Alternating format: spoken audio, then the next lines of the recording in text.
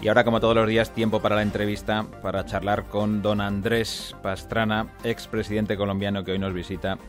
Señor Pastrana, ¿qué tal? ¿Cómo está? Buenos días. Muy buenos días a todos los colegas periodistas aquí de la mesa, a toda la audiencia, y muchas gracias por esta invitación para participar en este programa de tanta sintonía, no solamente, diría yo, aquí en España, sino también a veces tenemos la oportunidad de irlo allá por América Latina. No lo sabe usted bien, señor Pastrana, cada vez nos escuchan desde más y más sitios. Bueno, además de hablar ahora enseguida ya del libro, de Memorias Olvidadas, antes teníamos la duda de si lo de ser periodista o haber sido periodista era un mérito o un demérito, y mire que nosotros nos dedicamos a esto. No, Pastrana, mérito.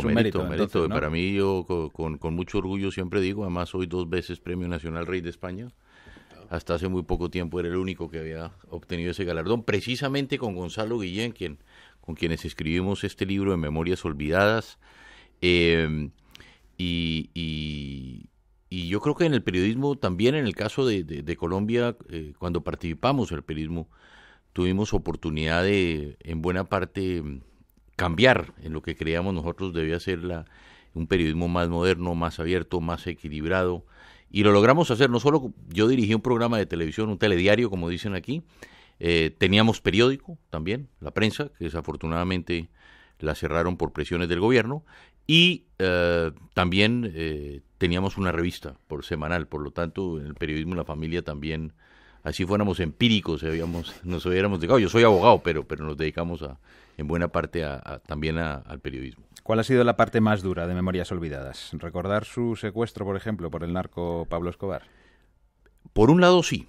Por un lado, porque fue el primer secuestro político. Entonces, es cuando no hay de por medio dinero, sino simplemente es un tema político, es más complicado porque es un secuestro que uno no sabe cómo se puede salir de él.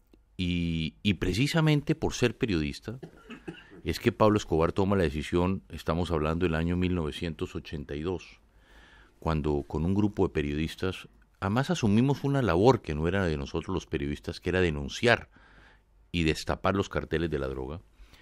Como periodistas tomamos la decisión, 5 o 6 periodistas, de reunirnos y comenzar a mostrar todo lo que eran las organizaciones en ese momento, el cartel de Cali, el cartel de Medellín, y desde ese momento pues Pablo Escobar, en el caso personal, me amenaza de muerte, y por eso ya cuando llego yo al secuestro, con mucha preocupación descubro, porque como lo cuento en el libro, cuando a mí me secuestran dice que es la guerrilla, que son el M-19, entonces yo me quedo tranquilo. Y me quedo tranquilo porque, bueno, el M-19 era un movimiento guerrillero que se estaba buscando llegar a un proceso de paz y le gustaba mucho hacer acciones publicitarias llamativas. Pero cuando yo cuando se habían robado la espada de Bolívar, cuando ya descubro yo que es el narcotráfico, pues claro, el temor de saber que estoy en manos de ellos. Y lo peor, que lo escribo por primera vez en el libro, algo que nunca lo había contado, es que tuve un diálogo con Pablo Escobar. Y esa noche, la segunda noche, cuando estoy secuestrado, después de hablar con mi familia, yo estaba en una celda muy pequeñita, un cuarto de 2x1 o 3x1, y los secuestradores me ponen contra la pared, me quitan después una venda, me dicen que no mire para atrás porque si miro para atrás me matan. Yo digo que no voy a mirar para atrás, que no necesito mirar para atrás. Hizo bien. Y en un momento dado veo, la cama quedaba pegada al asiento en que yo estaba sentado, veo que alguien brinca a mi cama y se acuesta, y quedo a una distancia de 50 centímetros con Pablo Escobar.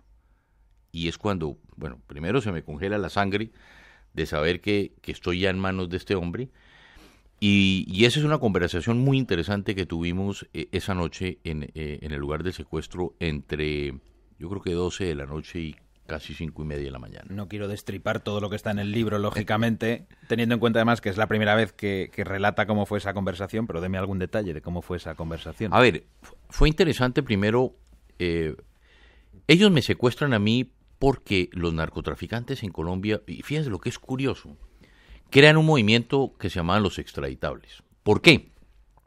Porque el narcotráfico lo único que le tenía temor, era la extradición a Estados Unidos, porque allá pagaban precisamente sus delitos. Entonces ellos crearon este movimiento, Pablo Escobar, y se llamaban los extraditables, y decía su eslogan, el moto decía, preferimos una cárcel en Colombia, una cárcel en Colombia, una tumba en Colombia que una cárcel en Estados Unidos. Preferimos que nos maten a que nos extraditen. Y fíjate lo que es curioso. Nos secuestraron los mejores periodistas, los mejores abogados, los mejores policías, nos los mataron jueces, en fin. Y hoy, cuando capturan a un extraditable, lo que quiere es que se lo lleven para Estados Unidos, ¿no? Porque como allá ahora les dan beneficios, les dejan dinero, si cuentan, los dejan allá, y después de 25 o 30 años ha cambiado totalmente el esquema. Entonces Escobar y ellos crean precisamente los extraditables para combatir la extradición, y por eso es que me secuestran a mí. Y claramente lo que querían hacer era ponerle la presión al gobierno de ese momento, que era de Virgilio Barco, en Bogotá, en Colombia, para que tumbara el tratado de extradición. Y por eso es que comienzan y dicen, vamos a comenzar a secuestrar políticos. Me secuestran a mí, que es el primer secuestro. Después secuestran al Procurador General de la Nación. Aquí yo no sé, fiscal general. Figura es como el fiscal. Fiscal general. Como el fiscal general. Lo matan en el secuestro, lo hieren y después lo matan. Y por el secuestro del fiscal general es que descubren el lugar donde estoy yo. A mí me secuestran en Bogotá, en mi sede política. Yo estaba en ese momento haciendo campaña para la alcaldía de Bogotá. Yo fui elegido el primer alcalde por voto popular. Y en ese operativo en que secuestran al fiscal general, me encuentran a mí. Pero eso fue pura suerte porque nadie se imaginaba que yo estaba cerca a Medellín. Porque como me secuestran en Bogotá, a mí me trasladan en un helicóptero. Y me secuestra, usted sabe que este hombre, aquí yo creo que lo deben haber visto en televisión muchos españoles, que se llama Popeye. Popeye era el sicario, el asesino más importante de Pablo Escobar. Popeye en este momento está en la cárcel pagando condena por 400 homicidios. El hombre que me secuestra a mí. Y él dice 400 directos, 1.500 indirectos. Es decir, ese yo creo que es de los hombres... Una joya. Y casi sale hace 4 o 5 meses. Casi. Yo tuve oportunidad de ir a visitarlo a la cárcel porque quise ir para confrontar en buena parte cómo había vivido yo el secuestro de este lado, pero también compartir con él. Yo le pregunté cómo se hizo el secuestro, cómo fue que Pablo Escobar lo planeó, cómo fue que lo organizaron, porque creo que era importante para ponerlo en la historia. Para un reportaje. Para un reportaje para 2 vidas, vamos, porque menuda historia. Sí. ¿Le llegó a amenazar de muerte Escobar? ¿A quién? A usted. En 1982, claro, Escobar. En esa conversación, quiero decir, en esa conversación. No. En esa conversación hablamos contra la extradición, venía muy preparado con el tema de la extradición, un hombre que estaba muy preparado. Alguien lo acompañaba que nunca se dejó de ver, después descubrí que era su primo, Gustavo Gaviria. Hablamos inclusive de la familia, porque en esa época, hacía un mes antes de mi secuestro, le habían puesto una bomba al edificio Mónaco, que era el edificio donde vivía Pablo Escobar, para matarlo a él y a su familia. Hablamos de ese atentado que supuestamente fue hecho por el cartel de Cali, era la pelea ya entre los carteles.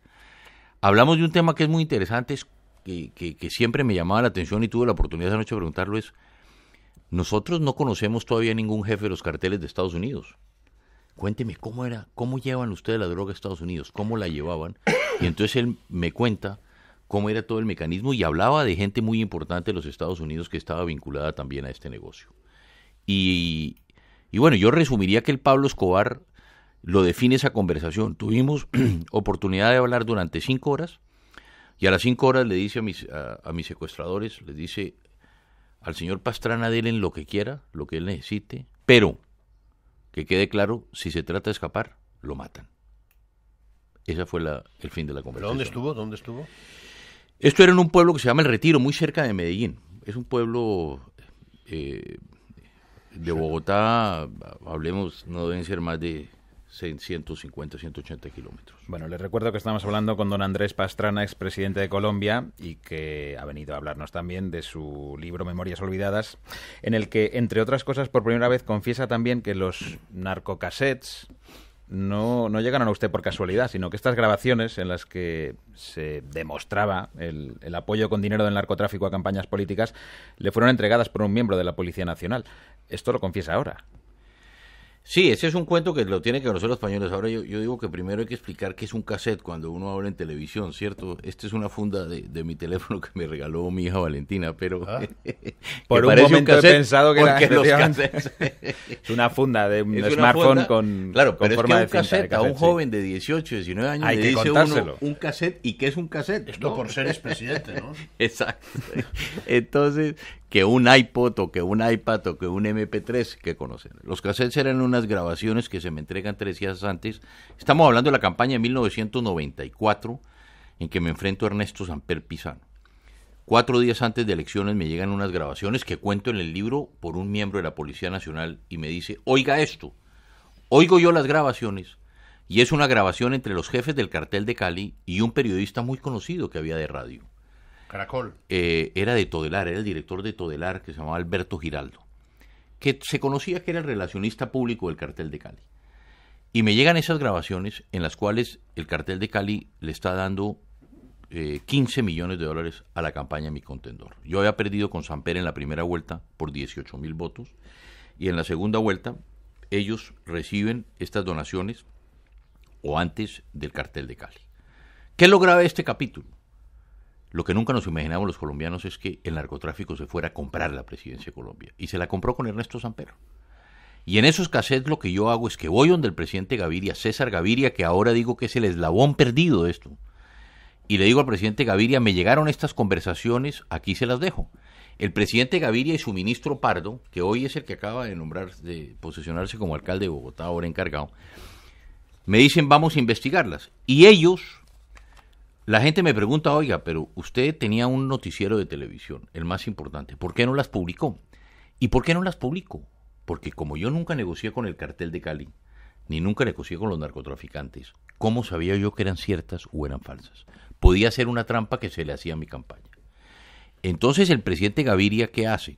Confirma ese cassette, ve que las voces son ciertas y le dice a la campaña y a Ernesto Samper le dice, ese cassette es cierto, pero nunca me lo dice a mí. Si a mí me hubiera dicho que el cassette es cierto, posiblemente yo actúo de otra manera y la historia de Colombia hubiera cambiado. Pero lo que es más curioso, lo que se tiene entendido es que esas grabaciones, como lo decimos en el libro, no fueron hechas 3, 4 o una semana antes. Ya tenían 6 meses por lo menos en que ya se conocía de cuáles eran las intenciones del cartel de Cali y cómo iban a financiar la campaña de Ernesto Samper Mi Contendor. Y por eso es una historia muy triste. Porque es como el narcotráfico se compra en la presidencia de Colombia. Bueno, tenemos por aquí a 3 compañeros de tertulia que también quieren participar en la charla. Alfonso Rojo. Yo tengo muchas preguntas. Voy a hacer una primera. Si usted, con la enorme experiencia que tiene, es de la opinión de que la narcoguerrilla, es decir, la violencia en Colombia es un drama en trámite de superación. Es decir, que cree que ya no, que se va a mejor y que no puede haber empeoramiento. Y la segunda, si comparte la tesis, que cada vez más extendida en sitios como España, de que la guerrilla es cada vez, o la narcoguerrilla, menos guerrilla y menos política y más gran negocio de la droga a la mexicana. O a la colombiana. O a la colombiana. Bueno, a la mexicana digo, sí, claro, porque, hoy en día, porque no tiene connotaciones. En México no tiene casi connotaciones fíjese, Alfonso, políticas. que nosotros hace mucho tiempo dijimos a los mexicanos, ojo, no vayan a llegar a vivir lo que viven en Colombia. ¿Y por qué Colombia habla de la colombianización en México? Yo creo que las dos preguntas vienen ligadas. Una, y eso lo logré vivir yo precisamente en el proceso de paz. Yo me doy cuenta, cuando hablo yo con la guerrilla y comienzo a hacer el proceso de paz en el año 98, comenzamos a darnos cuenta de que hay un sector muy muy fuerte que comienza a involucrarse en el narcotráfico. La guerrilla, un poco para que conozcan los amigos de España, primero lo que hace la guerrilla es que la guerrilla busca darle protección a los narcotraficantes y cobran. Por cada hectárea que yo le cuide, le cobro un porcentaje, como un impuesto. Después la guerrilla dice, ¿y por qué le voy a cobrar solamente por cuidar? Más bien le voy a cobrar por cada, lo que llamaban ellos el gramaje, por cada tonelada exportada de droga, yo cobro. Y después la guerrilla termina diciendo, ¿y para qué cobro ahora un gramaje si yo puedo cultivarla y exportarla? Y es cuando termina siendo un cartel. Y hoy posiblemente es el cartel más grande de coca en el mundo, es la guerrilla. Y eso se ve claramente cuando se rompe el proceso en el 2002, cuando rompemos con la FARC. Claramente vemos que hay un ala política que quería hacer la paz, pero un ala militar que no. Y es lo mismo que estamos viendo en este momento, que puede estar sucediendo en La Habana. Yo he venido insistiendo que dónde está el ala precisamente que maneja el tema de la droga. Es que estamos hablando, Alfonso, la droga es el negocio más grande del mundo, o el segundo negocio más grande del mundo. Estamos hablando de cerca de 500 billones de dólares. No estamos hablando de un negocio pequeño. Entonces esa es la pregunta que nos hacemos todos. ¿La FARC va a entregar ese negocio a cambio de qué? Esa es la gran preocupación que tenemos. Colombia todavía seguimos siendo, yo creo que los mayores productores de coca. Estados Unidos y Europa hoy en día uno de los mayores consumidores. Entonces la pregunta que nos estamos haciendo es ¿cómo y de qué forma vamos a garantizar que si se logra un proceso de paz en Colombia, la guerrilla entregue definitivamente los cultivos? Por eso, hoy se está hablando en La Habana con la FARC de este tema, del narcotráfico. No conocemos los colombianos qué ha pasado, qué se ha discutido. Yo inclusive siempre dije, Estados Unidos, que es uno de los mayores problemas, debería estar sentado en la mesa. Y Europa también hoy. Porque si el problema es Colombia, hoy hay consumo en Europa, hay consumo en Estados Unidos, también la solución debe estar en manos de los europeos y de los americanos. Porque si definitivamente vamos a erradicar la droga, entre todos tenemos que aportar para poder acabar con este flagelo. Entonces esa es la gran duda que tenemos, que este es el punto para mí más álgido, porque hoy la guerrilla, de lo que se financia es del narcotráfico, hace algunos años era de otras cosas. Hoy lo grave es que se financia el narcotráfico y no sabemos si verdad va a entregar o no el negocio. Graciano Palomo. ¿Qué tal, presidente? Buenos días, Graciano, bienvenido. Buenos días. No, usted ha hablado de Pablo Escobar, que yo no iba a decir lo conocí, pero lo vi en el Hotel Palace aquí en Madrid en el 82, que vino con una delegación como si fuera un jefe de Estado, ¿no? El día de las elecciones. No, a la toma de posesión. En ese momento de la toma de posesión, bueno, un poquito más tarde vino y hay fotos y está tal. Pero era un personaje curioso. Con Alberto Santofimio. Parlamentario, sí. Vino con Santofimio. Exacto. Sí. Vino con una serie de parlamentarios, vino con una delegación oficial, vamos, sí, no ese tal. Era miembro del Congreso. Un personaje curiosísimo, muy simpático, generoso en sus enormes donativos, ¿no? Y al final acabó. Hay una película, hay una fundación, su hijo tiene una fundación, por supuesto que no le falta mucho dinero en beneficio de los drogodependientes, etcétera, etcétera. Pero al margen de esta cita de Escobar, lo que le quería preguntar, presidente, era ¿cómo es posible que Colombia, que era un país anematizado mundialmente por este asunto, ha pasado a ser uno de los referentes en la América Latina, ¿no? Desde el punto de vista de desarrollo económico, de una cierta seguridad jurídica o de seguridad jurídica, etcétera, etcétera? ¿Cómo se ha producido ese cambio tan rápido? A ver, ese cambio yo creo que es aburrido hablar de uno, ¿cierto? Pero yo creo que comienza precisamente cuando termina el gobierno del presidente Samper. Tiene usted mucha vida, ¿eh? ¿No? Sí. Y si no, un segundo tomo de las memorias. Exacto. Memorias recordadas. No, si lo que quiere es seguir en activo. Tiene usted mucha vida, ¿eh? No, pero Alguien que va a Harvard, que es periodista, que va solo a ver a la guerrilla, con otro, que está secuestrado, tiene mucha vida. Pero mira, yo creo que el problema grave es que nosotros en el año 98, antes de mi posesión, entre enero y julio hay más de 1,000 soldados y policías secuestrados. 1,000. Estamos perdiendo la guerra. Yo me posesiono en agosto. 6 meses antes de mi posición había ya más de 1,000 soldados y policías secuestrados y estábamos perdiendo la guerra. Segundo, el presidente Samper no tenía visa para los Estados Unidos. Éramos unos parias en el mundo. Cuando nosotros mostrábamos el pasaporte en Colombia éramos parias. Nadie nos quería ver. Y es cuando yo le propongo al presidente Clinton, le digo, mire, vamos a hacer algo parecido a un plan Marshall para acabar con la droga. Y es lo que yo denominé el Plan Colombia.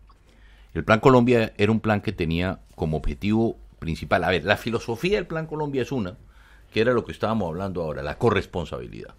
Nosotros los colombianos producimos la droga, pero ustedes los americanos se la consumen en ese momento. Entonces ustedes tienen que aportar, porque no es justo que Colombia estemos aportando recursos en lugar de invertir en la gente más pobre de este país para generar empleo, para darles salud, para darles educación, para darles vivienda, estamos nosotros invirtiendo recursos para que la droga no llegue a las calles de Estados Unidos. Si a mí un campesino me pregunta ¿por qué usted gasta dinero para que no llegue la droga a donde los americanos? No tendría yo, ¿verdad?, una respuesta indicada.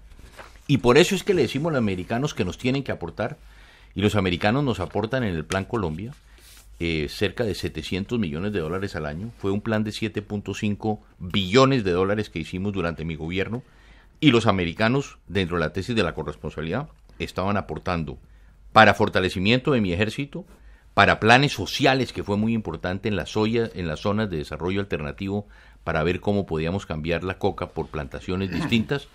Y eso, lo importante que ha sido, es que el Plan Colombia nace en mi gobierno, lo continúa a los 8 años el presidente Uribe y lo continúa el presidente Santos. Y yo creo que en buena parte, como ya se reconoce, el Plan Colombia, que era un plan no solamente desde el punto de vista de erradicar la droga, sino social también, ha sido de un avance muy importante, y es lo que ha permitido que Colombia hoy esté en el lugar que estamos. Y me queda Fernando Jáuregui. Fernando, buenos días. Pues no quisiera yo, buenos días, presidente, no quisiera yo polemizar con usted, porque usted sabe mucho más que yo de lo que usted está hablando, naturalmente. ¿Cómo no? Sé que usted es un político honrado y sé que es un buen amigo de España. Sí, mucho. Y antes de que usted llegase he elogiado su trayectoria como presidente y la de otros presidentes anteriores a usted y contemporáneos con usted, que yo creo que es lo que han hecho que Colombia, de ser un país apestado, pues haya pasado a ser pues el gran país que es y el país respetado que es. Ha dicho usted, y ahora tengo que hacer una declaración de intereses. Ernesto Samper es amigo mío. Sí. El expresidente Ernesto Samper es amigo mío. Y por tanto me siento en la necesidad de decirle. Yo he oído naturalmente acusaciones de que a determinados expresidentes o presidentes les financió de una manera directa o indirecta el narcotráfico. Claro que sí. Usted lo ha dicho aquí claramente del expresidente Samper, y eso yo lo había oído. Lo he oído de mucha gente, porque en Colombia eso era, usted sabe que era moneda corriente. Claro. Pero también le digo, y esto está en las enciclopedias como Wikipedia, durante el mandato de Samper, hay que reconocer que el combate al narcotráfico fue bastante intenso. Esta es la verdad. Hubo destrucción de cultivos, hubo incautación de insumisos químicos, hubo lucha contra el lavado de activos y sobre todo hubo una lucha contra el cártel de Cali. Sabe usted que fue duramente golpeado durante el mandato de Samper. No intento defender a Samper, y insisto que usted sabe mucho más que yo. Simplemente le pongo unos hechos frente a otros. Yo no sé si Samper era consciente de que el narcotráfico le estaba financiando la campaña o no, con esas grabaciones que usted ha sacado aquí a colación, pero, en fin, me veo en la obligación de que, ya que no está aquí en este momento, pues decir algo de lo que yo sé o de lo que creo. Lo que usted dice es verdad. En el sentido de que... Pero lea mi libro. No. Es que lo que dice él... Tener un libro polémico siempre es bueno, ¿eh? Pero lea mi libro. Claro. Sí, eso al de la editorial le pone feliz. Dos cosas. Samper siempre dijo que fue a sus espaldas, ¿cierto? Eso se lo sé. Que entró los recursos de narcotráfico. Pero es que aquí hay una carta, no sé si lo viste en el libro Memorias Olvidadas, en que los jefes del cartel de Cali, los jefes, en el año 2000... dicen: el doctor Samper no fue a sus espaldas, usted sabía. Y nadie ha desmentido esta carta, Pues ahí está. Lo sacudió a modo luego, a los jefes del cártel de Cali. Que luego les sacudió a modo, claro. sea de paso. Y por eso ahí dice que ellos posiblemente se arrepintieron de financiarlo, pero lo financió. Lo que es claro aquí, y segundo, hace un mes en Miami, el hijo de uno de los Rodríguez Orejuela no solamente dice que Ernesto Samper recibió $15 millones, sino que además compraron a la Comisión de Acusaciones del Congreso para declararlo inocente. 15 millones. $15 millones. A los de la Comisión de Acusaciones dicen que fueron 2 millones. Y lo darían en cash, pues imagínese. Claro, no, que porque si no se puede, pero 15 millones. Entonces, por eso yo digo, ahí están las pruebas, las evidencias, ante un fiscal americano y 2 fiscales colombianos. Es claro, es decir, la campaña del presidente Samper, el mundo entero sabe que se financió, y lo triste es que el cartel de Cali compró la presidencia de Colombia. Eso es lo más triste. Pero bueno, ahí están las evidencias, ahí están las pruebas que nosotros dejamos. Eso lo añado, ¿no? que hizo un mal negocio. 136 si compró la presidencia, hizo un mal negocio. De Memorias Olvidadas. Ya él sabrá, eso ya es una decisión de él. En mayo hay elecciones en Colombia. Sí. Elecciones apuradas, apretadas. ¿Qué le digo? A ver, yo creo que la campaña presidencial en este momento está en una situación bastante interesante, diría yo. Uno, acaba de pasar las elecciones parlamentarias, el presidente Álvaro Uribe o el expresidente Uribe crea un nuevo partido político que saca el 20% del Congreso, que es bueno para él, el Senado, muy bueno. Las encuestas, ¿qué están dando en este momento? Las encuestas, y como digo, la campaña apenas comienza, porque tenemos todavía 9 semanas de campaña. 9 semanas. 9 semanas nomás. Madre mía. Mayo 25 la primera Pero vuelta. 9 de campaña oficial. De campaña oficial. Qué barbaridad. Bueno, en Colombia la campaña comienza al día siguiente que se posesiona. Bueno, aquí también. Aquí también. Lo que pasa Yo que- creo que el deporte nacional, cuando está posesionando el presidente, es, oye, ¿y quién será el candidato en 4 años? Bueno, Visión de futuro. sí. En eso se notan los lazos entre Colombia y Exacto. O la herencia. La madre patria. Madre Ay, Dios patria. mío. Pero mira, el presidente Santos hoy las encuestas le están dando entre un 25 y un 30%. Que para un presidente reelegirse con un 25 o un 30% es malo. Es decir, sigue ganando las encuestas, pero está con un 25 o 30. 70% del país está en contra de la reelección, que es muy curioso. Los candidatos que lo siguen, hay un candidato del 17, Peñalosa en este momento, Oscar Iván, el de Uribe, con un 14%, la candidata del Partido Conservador con un 9% para la primera vuelta. La segunda vuelta, hay encuestas en que dicen que Santos pierde, con Peñalosa por 1 punto, y que Oscar Iván, el de Uribe, y Marta Lucía, la candidata nuestra del Partido Conservador, quedan en la segunda vuelta muy cerca al presidente Santos. Lo que es curioso, que es algo que no había pasado en Colombia, es que el voto en blanco está en el 40%, que es muy alto. Bueno, en eso ¿no? también nos parecemos. ¿Cierto? Sí, pero voto en blanco, que al final yo creo que el voto en blanco termina, y en las elecciones pasadas, en el 16, Decantándose. Allí es voto obligatorio. No Hay tenemos otros voto países obligatorio. latinoamericanos. Una democracia. Y solo se gana la mitad más 1. Si la primera vuelta el presidente, no creo que sea bueno para un presidente no ganar en una primera vuelta, ¿cierto? Cuando se está reeligiendo sería malo. Y lo que estamos viendo en este momento, Alfonso, es que vamos a segunda vuelta, en este momento. Cosa que hace 3 semanas no sucedía en Colombia. Hay un candidato del Centro Democrático, el presidente Uribe, la candidata de mi partido, el Partido Conservador, Marta Lucía Ramírez, el candidato Juan Manuel Santos, y la izquierda se ha unido en 2 candidatos, en uno que es Clara López, y por último, Enrique Peñalosa, exalcalde de Bogotá, por la Alianza Verde, que será el otro candidato. Me da tiempo a hacer una pregunta malvada. Luego no me dices Muy que se te cortita. hace bola Sí, esta sí, entrevista, sí. Javier. Hombre, hay entrevistas y entrevistas. No, Pues eso es lo mismo que opino yo. No, ¿Puedo no, hacer una pero es muy pregunta malvada, interesante. sí o no? Malvada brevísima. Malvada brevísima. Oiga, ¿las elecciones colombianas las puede ganar o perder algún grupo de comunicación español? Ganar o perder... No, se refiere a... Caracol. Sí, Caracol. Se refiere al grupo Prisa. Se refiere por al supuesto. Prisa. Bueno, ya Prisa vendió Aquí hay solo grupos que Caracol. están Sí, muy sí, sí. Caracol. involucrados, Sí, ya el tiempo- que me el parece tiempo- muy bien y muy legítimo. Ha, ¿eh? ha retirado inversiones de Colombia. yo Sí, creo. sí, porque vendieron el tiempo, que quedó en manos del Grupo Aval, y queda hoy en día con Caracol, que es la emisora más importante. No, del país. Caracol es Caracol un- Televisión.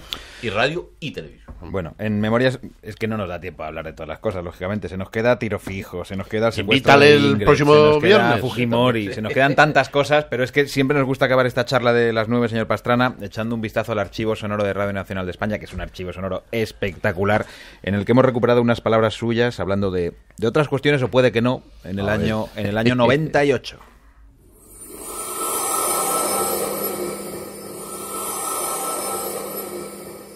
Por ejemplo, es muy importante, hablando de Gabriel García Márquez, una de las cosas que nos identifica ahorita con Gabriel García Márquez es precisamente el tema de la educación, que tiene que ser la prioridad de Colombia. Yo he dicho que la política educativa no es política de un gobierno, tiene que ser política de Estado. Al fin y al cabo, las determinaciones que tomemos hoy se van a ver reflejadas dentro de 20 años, y por eso, teniendo estudios como el de la Comisión de Sabios de Colombia, vamos a recuperarlo para acabar precisamente con las tasas de analfabetismo que usted plantea y garantizarle, insisto, que cada niño en Colombia pueda tener primaria y secundaria, y de esta manera proyectarnos hacia la educación tecnológica y, lógicamente, hacia la educación profesional. Esto era del año 98, lo ha conseguido, señor Pastrana, se ha conseguido cambiar la educación en el país. Sí, Se ha avanzamos conseguido. mucho, sobre todo en cobertura en ese momento. Falta más en tecnología. Y esto es muy interesante porque es cuando nuestro premio Gómez, Gabriel García Márquez, hace una campaña, hace un comercial de televisión. Yo tengo una página ahora, andrespastrana.org, que es una biblioteca presidencial donde está precisamente este aviso de Gabriel García Márquez apoyando mi campaña, pero utilizando por primera vez una palabra que no creo que fuera tan castiza o no es castiza, y la puso Gabo en ese comercial, que es voy a camellar. Camellar en Colombia es voy a trabajar. Y usa la palabra camellar en ese comercial. Aquí no, que hizo ¿eh? apoyar. Aquí es más bien, aquí no. más es bien que no existe. peligroso. Exacto, De camello. pero usted sabe que Gabriel García Márquez, como no sé, camellar para nosotros trabajar. Así, perdón, como en Colombia dicen... Gabriel García Márquez quería cargarse todos los signos de puntuación. Acuérdese usted de aquel claro, Congreso claro, de España. García Márquez puede hacer lo que le dé la gana. No. Bueno, Lo no del vamos a acento, abrir Lo este de la debate. tilde era terrorífico. O sea, No, la revolver... tilde, ahí no me va a encontrar. Revolver y revolver Ahí no me va a encontrar. sonaban igual. Y solo No es lo con mismo, y sin Pero tilde. ¿qué español más bueno habla usted, presidente? ¿Qué Muchas español más gracias, bueno sí. se habla en Colombia? Es que ha pasado por Burgos. No, ha pasado por Harvard. Ha pasado por Burgos. Don Andrés Pastrana, Muchas Memorias gracias. Olvidadas, el libro que nos ha servido de excusa estupenda para poder charlar un rato con usted, así que se lo agradezco un montón, que ha sido un No, a rato muy ustedes, agradable. pero muchas gracias, a todos muchas gracias y esperamos poder estar en otra oportunidad aquí acompañando. Muchísimas gracias. Y a vosotros tres, muchachos, que tengáis un buen día y un mejor fin de semana. Adiós, Si cabe. Menéndez. Adiós. Jauregui, Palomo, Rojo. Chao. Pero me fue muy mal, después mal, pero me fue re peor. Ah, yo me hice un bien, pero me fue muy mal, después mal, pero me fue